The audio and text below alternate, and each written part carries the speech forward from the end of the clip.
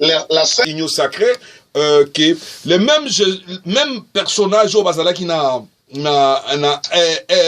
FCC, bango bazokota na union sacrée. Mais le problème est que ces gens-là, ils ont détruit les Congo. Ces gens-là, ce sont des gens qui ont volé. Mais c'est cette habitude-là. On a changé seulement les noms, changer couleur, continue na FCC. Et Toromona ba biwane ko continuer ou bien Torozala sous na problème à rediriger parce que ces gens-là ils sont spécialistes. Il y a ba magouille, ba vol, système mafieux moi j'appelle ça système mafieux et ko créer un problème parce que Imperium y a président et Rosala Mouboulute n'a pas sur parole. Merci de Korangai, c'est une bonne question. Je comprends l'inquiétude, il y a auditeur Nabiso, Nabiso, mais vous devez savoir que l'homme est capable de changer, est capable de s'adapter. Pour que Biso Tokweisa, FCC pour renverser le bureau de l'Assemblée nationale, vous devez savoir, ce sont ces gens-là que vous avez d'aider à la hauteur basée 130 députés. Ici, dans le rang du FCC, ne va rejoindre Bisso pour constituer aujourd'hui, nous sommes en voisinant 302 députés qui composent à ce jour l'Union sacrée de la nation. Sans eux, ce système est à Kabila. Et après les élections, l'IDPS, par exemple, là où moi je suis, nous n'avions que 32 députés nationaux. Plus l'INC, composé 65. Ceux qui sont à la mouka tendance confondue, on allait avoir 100 quelques, même pas 200 députés au Basingala qui base en Abisso. Plus on allait faire 200 quelques députés, mais pas 250 plus 1. À ce jour, nous savons ce qu'ils sont. Ce ne sont pas des anges. Et dans la politique, il ne faut pas qualifier ici comme si Nangambo et Abisso à cache, Nangambo Rabango Bazala qui n'a FCC, qu'il n'y avait que des démons et chez nous il y avait des anges. Non.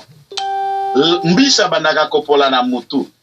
La vision du chef de l'État de Sengeles à la Batouana, et il faut les moraliser, leur accorder la chance pour les changements, tous à la beaucoup plus regardant envers eux, tout à leur donnant la possibilité de changer.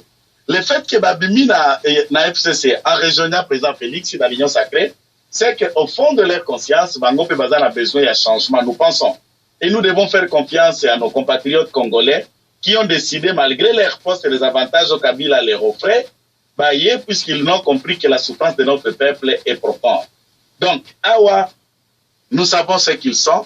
Il y a possibilité de Konangai que Saoul a comme Paul, Mopagano, Abongala Motema, comme Moklis, Abandako Sambela. Donc, ce n'est pas aussi grave de voir ceux qui étaient voleurs hier, qui étaient des tourneurs, des mafieux, comme vous l'avez fait à Dijon, mais devenir un modèle dans la gestion. Vous comprenez? Papa Tshisekedi Oyabiso Papa, Azalaka, cofondateur, il y a un père.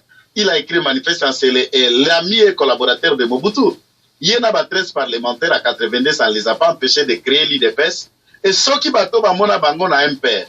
Ne les ont pas fait confiance à 82 pour dire non, mais malgré ça, qui n'a Mobutu, Makanisia 13 parlementaires, aux Amalam Tolanda Bango, l'IDPS n'allait pas exister. La démocratie et les combats, il y a opposition qui a plus de 37 ans, n'allait pas avoir des gens qui pouvaient accompagner. C'est puisque des Aïrois de l'époque ont fait confiance aux 13 parlementaires. On fait confiance à d'autres Congolais qui, les 13 parlementaires-là, il faut souligner, tous 13 étaient les députés élus du MPR, qui ont quitté le MPR pour créer l'IDPS. Et si nous les avons fait confiance, et l'IDPS a montré de quoi il est capable jusqu'à ce jour, pourquoi pas ne pas croire à ces 130 députés qui viennent de quitter l'FCC, qui peuvent changer et avoir une nouvelle idéologie. Voilà un peu mes questions et mes réponses. Ok, on sait, éclaircir la situation, parce que ça, la question, les gens se posent toujours, question dans la logique des choses. Et ça normal. Lundi, si problème, il y a lutte anti-corruption au président Salaki, Bakangi, 3 personnes, Bango Moko, Bazalaki, Bazo, Bao corrompre Bango, na une affaire à banque. Et qu'est-ce que tu dois faire lecture là-dessous? N'a pas sur parole. Bon, c'est regrettable pour la lutte pour la corruption, pour M. Ghislain Kikangala notamment. Mokonzi Mboka a une bonne pensée. Kabila Zalaki n'a un conseil spécial chargé à la lutte contre la corruption, le professeur Luzolo Bambinesa. Mais le président Tangwaye, il a pensé que dans ce combat-là, il y a toute une agence de lutte contre la corruption, et que la nation supervision comme président de la République, ton a président. Mais curieusement, il a choisi des Congolais. Vous devez savoir que le président de la République, même à la bonne volonté, il ne sera pas lui-même policier, agent à DGM, agent à RVA, beaucoup loin politiquement, est toujours mal compris. Mais fils a fait aussi d'autres petites erreurs personnelles. Mais je ne voudrais pas ici revenir dans la barrière personnelle, puisque dans l'émission, Christian Bossembe, il est passé aux aveux, demandant même pardon à tous les publics. Je voudrais que tout le monde ouvrir passe à la réconciliation et à l'unité. Mais si vous pensez que fils n'était plus actif, mais fils a Belaki Makas, peut-être pas tout boye quitté. Fils était mourant. Mbaswana et Sala qui est Elngaki Kobomae Bandeko Apotomingi Basungi et d'autres Congolais ici de bonne foi. Et il y a un autre aspect, il n'est pas le seul. Oyazuna nous poste-t-il. Il y a beaucoup de combattants qui se sont battus et qui sont encore en train d'attendre, ils n'ont pas un poste, peut-être c'est ce que vous faites allusion. Puis si c'est un combattant valeureux, il a étudié, à Sisaka classe T, il est arrivé jusqu'à 3e gradué en droit. Et ce n'est pas n'importe qui. Et Bovani n'a mis qu'il n'a pas tout. Vous avez l'esprit et l'amour patriotique, ça peut vous pousser aussi de monter le meilleur de vous-même.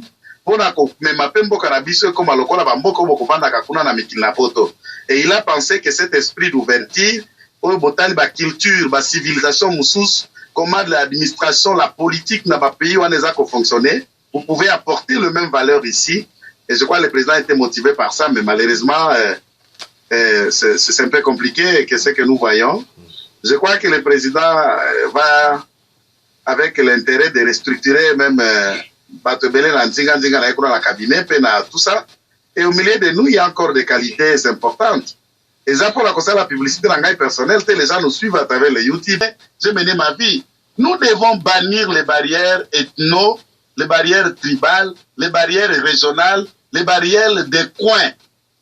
Nkobe Kimpele est l'exemple de Batata Mikolo, Yamayel Té. Puisque à ce niveau-là, vous devez produire des idées qui font que pour aider le pays, si vous avez des conseils au président, écrivez-lui. Si vous avez des idées constructives, venez les dire, que de venir insulter à son âge. Moi, par mon éducation, je ne prendrais pas micro à téléphone à Opona Fingaye, puisque je ne trouve que les pousser à aller à l'hôpital serait utile pour sa pauvre vie, lui qui est déjà un vieillard qui veut mourir les jours de la lendemain. Hein? Voilà un peu. Ok, monsieur Joël Kitenge, na pesi Mbote Mingi, sans oublier na pesi monsieur M. Kambote, azolanga directement de Kinshasa, là où tu es, na pesi azalaka journaliste na Canada, je l'ai vu, il me fait si. Alors, na bandi na komi na suka émission na biso, parole no ya suka, parce qu'il faut na doit éviter na ngamususu. Merci beaucoup et c'est moi qui vous remercie pour l'invitation. Merci la bande de Konabiso Nyonso na Poto, na Bruxelles et ailleurs, là où ils nous ont suivis, même ceux qui vous suivent à travers ici, et de l'invitation, les moments que vous nous avez offert et après échanger na Bango. Merci beaucoup. Tous a ouvert à mon numéro dans les débats, d'autres questions et autres. Si l'État nous permet, ceux qui m'ont continué à Bazongina noté, Tokosolo. Oh ouais, parce que je vois que tu te bats vraiment avec beaucoup d'énergie. J'ai apprécié les kakana na réseaux sociaux. C'est pour cela que j'avais eu intention à éclaircir nos questions à éclaircir. En tout cas, je te remercie beaucoup. À la prochaine fois, tu auras toujours mon invité, tu auras toujours les bienvenus, mais ne fais pas comme les autres parce que Batebele na Bango Awa, à un certain moment, on va dépiter. Comme Bantingi Mpululu, Olengankoi, quand ils ont eu l'argent, et puis Balingasuko, même caméra, tous ces gens-là n'ont comment rester avant la musique. Donc, c'est ça parce qu'il y a toujours des questions. La promesse, mais quand ils sont là, on s'en assure le romoroté, comme Kokima même Ngai. Alors, na remercions la présence na yo. Alors, na epesio journée malamu confinement mo ya bien, na batuto subuza na bango na République démocratique du Congo, toko solo là, na epesio mbote mingi. Tozongi na station na biso. Merci beaucoup. Allez. Merci beaucoup. Allez.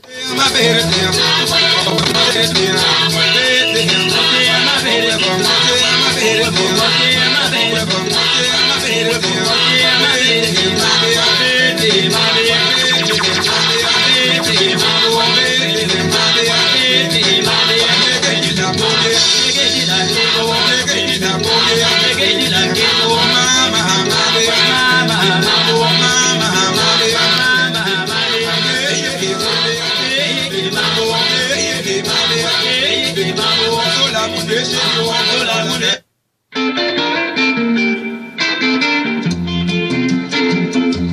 tokoki koloba tokoki koyemba tokoki kosomba vewe na azda azda Allô? azda kombo ya sika bazaiwa bapesi okomi na silisi émission na mutu mususu na tia aussi kona lekisa yo oza prête bon ça va na olekisa yo tikala na ligne tokoki kosomba vewe na azda azda azda azda kombo ya sika bazaiwa bapesi kombo ya difko ekunda entre-temps na zwi mopaya na nga deuxième invité na ngai ya mokolo ya lelo ezali mama Janine apesa bino mbote ndeko mbote na yo mbote papa napesi bino mbote balandi nyonso napesi mbote bazolando en direct Radio Centrale d'Anvers ezali lisolo tokosolola oyo ya ndeko na biso ya oyo bolobaki bapesaki ye bakanyaka po ba bloquer ba mikanda na biso etambola liboso te mais nzambe aza kolala te mbala moko yango yo état de droit ye na mokidi état de droit tozo déclarer que biloko na biso o ya bokoko ezonga omoni ezaka biso bana ditende tozo déclarer te bana ya badodi te nyonso tu baza bato akolia kanyaka ya mwana mwasi wana te mwana ya ndeko na biso wana te eza bato ebele baza contre ndeko na biso ebele toza contre biso bato ya badodi te toza contre biloko wana po eza kutime na biso ye oyo ozali koko ya lite bana ya lite bata tour na bomoi yo olobi oye kaka kozwa bango po yo nde oyebani na bamikonzi monene non bokoko basalaka ngo ke oyebani na bokonzi monene te eloko nga nazosenga na bakonzi ya Congo omoni bokoko ebebi mingi yango mpe makambo ya Congo ezotambola te po nzungu avant olamba biloko na ndenge ya kala ya bokoko otie mabanga misato nde oyo ofandeli mabanga misato ezaka bachef coutumier mais bachef coutumier lelo na kati ya Congo wana nazosenga bakoka kati ola mboka moko baverifie bachef coutumier oyo bazwi bakonzi wana ezali bato ya racine mpenza po bango nde batie désordre na kati na Congo wana bafaux chef coutumier wana bango nde batie désordre na kati ya Congo wana Congo ezotambola te po bango bazwi kokanga bokonzi na makasi na maboko ya bato na kati na village po ke bango bayebani na bato na kati ya Kisasa non bokoko ezaka koyebana na bato te ndeko na ngai yango wana tozosenga ke bokonzi na biso ezonga na ndenge ya bokoko na biso yango tozodeklare yango ke ezonga mwana wana atika biloko na biso ye azalaki kosala bapolitiki na ye azokende awa azongi awa akei na groupe oyo ya politiki azongi na groupe ya politiki oyo akontinue nango kuna me atika bokonzi na biso ya bokoko ezali ya ye te po biso bana basi ngapi naza mwana mwasi te naboti bana na ngai ndenge tata na biso anakiseli biso bana na biso ya bana basi jamais bakozwa bokonzi na ngai te po batata na bango bazala bato mosusu baza na droit ya kozala bokonzi na mabele na ngai te bongo ndenge nini ye ako mama na ye aza mpe mwana mwasi lokola biso ye aloba aya kozwa bokonzi ye nani na kati ya badodite ye nani ata tata na ye aza moto ya badodite yango ye aza droit kozwa bokonzi na biso te ye nani mama nayoki yo na bokebi nyonso bato mpe balandi yo na bokebi nyonso me naza na mwa mituna moke na kotuna yo bachef coutumier bazalaka na bagroupe na bango neti na Guadeloupe to bachef coutumier baza na bikolo ebele bango nyonso wana parce que nayebi ke chef coutumier ne biso toyebeli yango balatisaka yango kolatisa moto ifo balekela bacérémonie moko boye ezalaka soki mpe bundoki soki mpe magie oyo toyebaka te mais eloko na oyebisa kaka place wana ke bato wana nyonso wana oyo bachef coutumier baza banzinganzinga na bino nyonso wana balobi nini desio nini bazwi parce que il faut basololaka même mpona na bandeko ne bakondimaka ateka komi chef coutumier oyo aza na kati ya lignée na bino te azali proche ya nzela na ya famille na bino ya na bino proche te balobi nini botuni bango te bazwi décision nini omoni bato wana na kati ya badodite wana biso nde omoni batie eza etuka biso nde tokoloba ye bato wana batelemi ye mwana wana omoni eloko ezosalema yango nazoyebisa yo ndeko na ngai eza na makambo ya bakanyaka bato bakoma pasi ezwa bango bakomi na babiloko eza nde eloko alomao eza eloko oyo teke ye na ndenge bato bachef coutumier ya pembeni ya nyonso tu baza contre mais soki lelo soldat atelemeli yo na munduki na periode oyo tozalaki nango wana kaka soldat na munduki biso toza na mutu ya soldat ya munduki te ozo comprendre likambo yango wana ti na eloko oyo ya biloko na biso atolo wana mokolo bazokende na mwana ana po atia babengi bataillon ya mituka ya basoda etondi alors eloko wana eza eloko sacré mutu nyonso tu akendeke kuna te eza kaka bino bafamille te propre nde bokopona epe en plus biso Bitakwira akendeki azali koluka bavaze moyen ya kozongisa makambo ndengi ezali. Alors tozongi na situation wana tokozonga su na situation ya Kwepe Kipele azali kofinga Félix bon déjà problème na ngate mais on se pose la question na juin o yazana ngwana soki na fuye bena ba fichier na ngai na ebike moko alobaka problème moko ya Chibala na ndeko na biso Sami Badibanga alobaka likambo moko alobaka ce n'est pas pour rien Kabila azwaki Sami Badibanga ayekozwa Chibala ay na ba calcul ya bato ya PPRD c'est vraiment baki bazalaki ko luka dislocation ya peuple Kasayen ba bunda bango na bango pote basala soki alobaka ngo ki parce que les Kasai c'était ils sont dans centre ya kati ya République démocratique du Congo donc à le reconnaître que ce sont des chevaliers des grands politiciens soki ba kaboli bango donc soki ba Kasai ba kabwani et ko pesa dislocation ya République démocratique du Congo ou balkanisation et kozala facile. Lelo tomoni ya bimi pour nous changer bon balobi yango kizalaki ba piéger qui est tout ça ben malgré ba piéger qui est amlaki si en na ye vis-à-vis ya Félix alobi que Félix aza mongol aza nini mais moi je crois que ba mongol bazalaka niveau coefficient ezalaka na dessous soki ya 60 donc mongol toyebi bango bien tozalaka na kata poto na banzi mutu ayebi mongol ninga mutu ko mongol akokoma président de la république d'une façon ou d'une autre donc ezali en moko ezana tina moko te eza makamoko ya pamba donc to lukato reconstruire république démocratique du Congo to tika ba guerre oyo na lobaka ngo ça fait déjà un certain moment na lobaka makambo ba guerre oyo ezali ko salama na kati ya République démocratique du Congo bazali koloba baluba banani babiloko wana toyebaka yango te mais eko bima brusquement et comme yo baluba bakatange surtout katange na mulubla Kasayem bazana guerre moko boye du côté ya Bukavu tomoni sous ba guerre moko bimi boye et zali donc ce sont des choses à rejeter parce que on a au moins une affaire à ba tribu et belé na kati ya République démocratique wala bi ke ba kabola yango je crois que tokozala na problème moko sérieux na sens nini ke toko comme on a problème moko sérieux na kati ya République démocratique du Congo yango nazali ko senga na ba o bazali ko landa biso basala keba balanda ba buzoba oyo mususu ezali ko sala mate ou ezali ko loba makate à travers bande kona biso oyo bazala na kati ya mboka alors na kozonga na kati ya studio na tia musique pote to progresser petit à petit to comme na situation oyo ya Olive Lembe ndengi akomi ba cité na makambu ya ba rébellion Mega ebukilo libosana kota pepo na ebaki tukabana kina jilio topepana kite ekoma kinga mobembo na tonda kina tension na kingi maboko na luki mokabi alliance amona nite oboko niki ai nazongi boye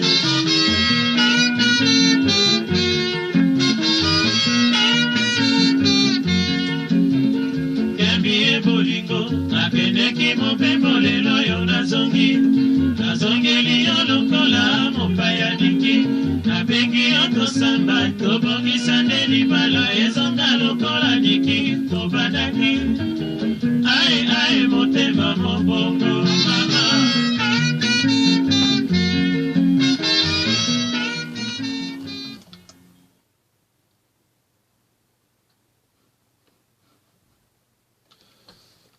bandeko balandi biso toko solo la moi masolo muke li solo ya problème ya ndeko na biso Yuma Yuma to mona qui est ba salaki ba élection conseil d'état et boyaki élection ana mais le monsieur a passé qui en force a défié qui conseil d'état pote atikala na pouvoir atamusaki misolo ben question naza ko poser ce qui fait que société va patrouille à Zaïre pourquoi Yuma za ko lingara ko tika la place wana c'est ça les grands problèmes faut poser toyebi ke azali na problème ya jekamine ya ba détournement ya ba mbongo toyebi azali na ba problème ya ba impôt oyo ya société légale et ezala qui prévu que yene mtazali ko gérer biloko ya Olive Lembe donc je crois que il y a une mafia moko bien organisée na niveau oyo ya République démocratique du Congo za ko salama sans faut oublier lelo oyo batangi Olive Lembe na ba tuerie ya côté ya Kisangani donc eza makambu oyo tokoki kotala puis ko kebela na bandeko na biso oyo nyoso bazolanda biso na ngonga oyo na zongi na studio na ngai pote tokoba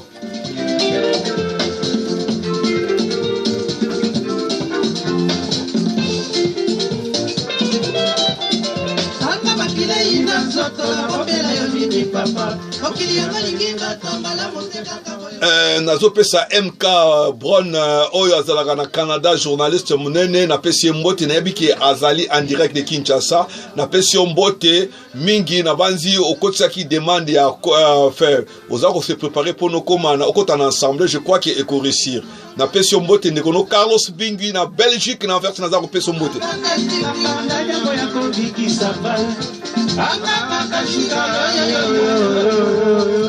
yo yo yo yo, vida que baby yo papa, yo yo yo yo, vida que sante yo